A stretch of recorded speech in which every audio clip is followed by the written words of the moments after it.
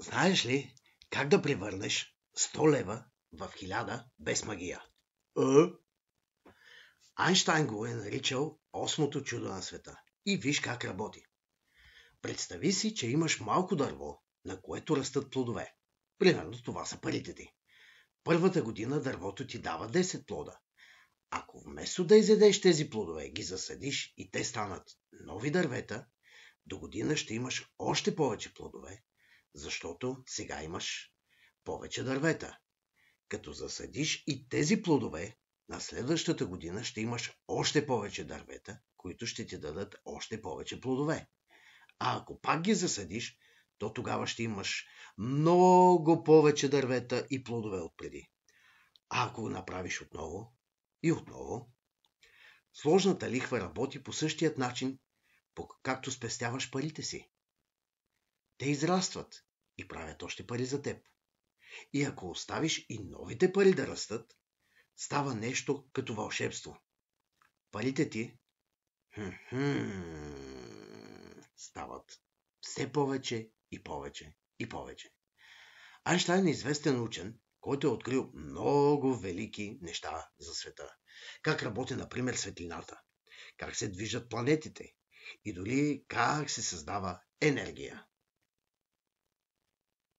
Но знаеш ли какво е казал за сложната лихва? Той е нарекал осмото чудо на света. Айнщайн разбрал, че сложната лихва може да направи парите ти много по-големи с времето, дори без да добавиш нови. Той е казал, че ако разбираш сложната лихва, ще я използваш, за да печелиш.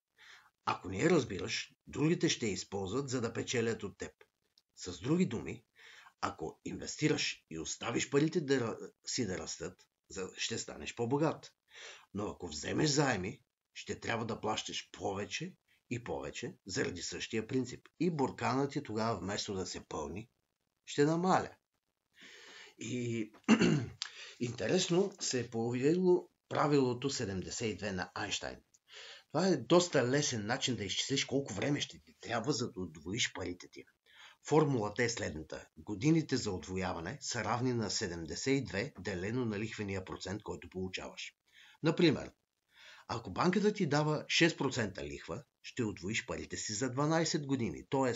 72 делено на 6 е 12, грубо. А ако лихвата е 10%, ще удвоиш парите си за 7 години. 72 делено на 10 е 7.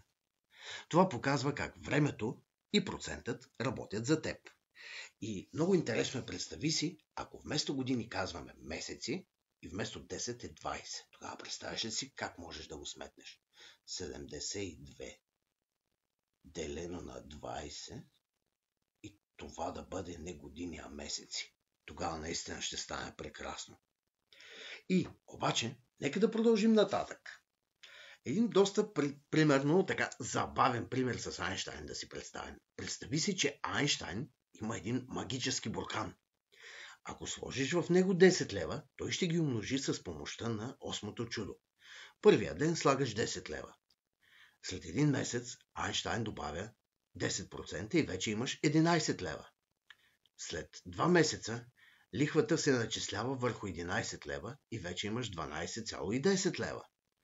След 3 месеца става 13 лева и 31 стотинки.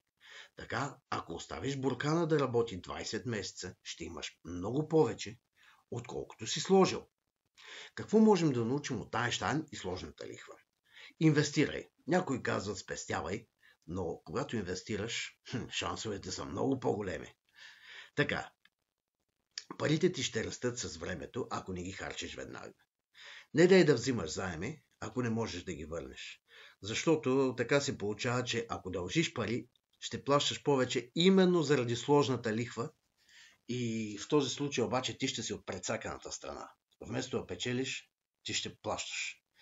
И другото, което е много важно, може би най-важното, учи и използвай всичко това знание. Защото, както е казал Айнщайн, тези, които разбират сложната лихва, печелят от нея. Или, както съвсем пък, буквално се казва, сложната лихва е осмото чудо на света. Който я разбира, я събира, а който не, я плаща. Така че това са важни моменти. И защо е важно да знаеш това? Сложната лихва показва как можеш да направиш парите си повече, като ги оставиш да работят за теб. Колкото по-дълго време инвестираш, толкова повече печелиш, без да направиш нищо допълнително.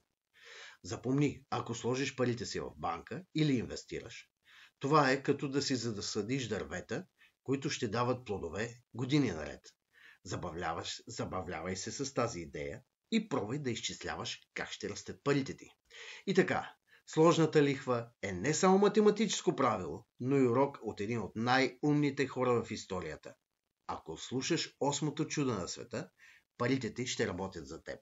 Ако ти е харесало това видео, натисни бутона subscribe, който се намира тук отдолу под видеото. И отделно не забравяй натисни и камбанката, за да може да си в час с всичките нови интересни видеа, които качваме.